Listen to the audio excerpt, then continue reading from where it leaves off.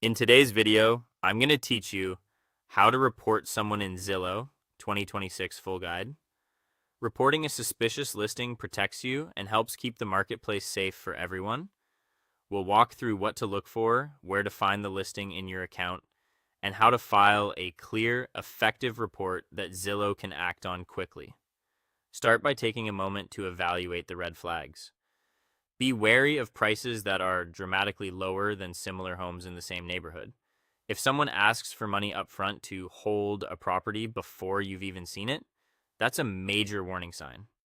Watch for mismatched details too, like photos that don't match the description, unusually vague information, or odd contact details that feel out of place. Finally, treat any push to move communication or payment off Zillow with caution. One red flag alone may not prove fraud, but two or more together are reason enough to report the listing so Zillow can investigate. Next, locate the property in your account. Sign into Zillow and click your profile icon in the top right corner. Open Saved Homes to quickly find the listing that raised concerns and click it to open the full property page. From the listing page, look near the top section, typically around the photos or title, for the More drop-down.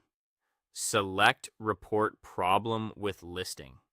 This opens Zillow's official reporting form and routes your feedback to the right review team. On the form, choose the category that best matches the issue, such as fraudulent listing or spam. In the description box, keep your explanation factual and concise.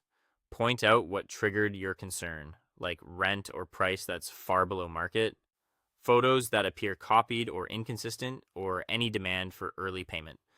The goal is clarity, not speculation, so describe exactly what you observed without sharing unnecessary personal information. To finish, enter your email address so Zillow can confirm receipt and contact you if they need more detail. Then submit the report for internal review.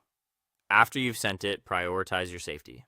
Do not continue engaging with the suspicious poster and avoid sending any documents or money under any circumstance. Let Zillow handle the investigation from there.